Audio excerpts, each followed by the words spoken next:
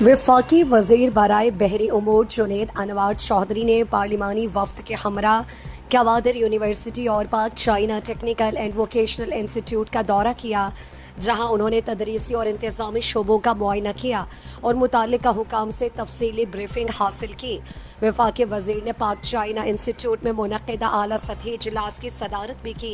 इजलास में गवादर यूनिवर्सिटी के pro vice chancellor professor doctor मंजूर अहमद बलूच ने इदारे की तालीमी सरगर्मियों, फैकल्टी से मुतालिक मसाइल और तलबा को जदीद फ़नी तरबियत की फराहमी से मुतालिक उमूर पर ब्रीफिंग दी। इजलास में तालीमी तरक्की, फ़नी महारत के फ़रोग़ और मकामी नौजवानों को हुनरमंद बनाने जैसे अहम मौज़ूआत ज़ेर बहस आए।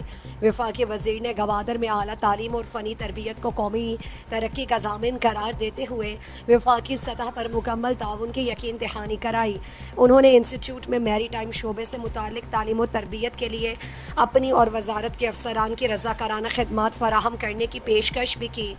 प्रो वाइस चांसलर ने इजलास के दौरान इदारे को दरपेश मसाइल, अमले की कमी और दीगर इंतज़ामी मुश्किलात से आगाह किया, जिस पर वफाकी वज़ीर ने फौरी इक़दामात की मंजूरी देते हुए मसाइल के जल्द हल की यकीन दहानी कराई।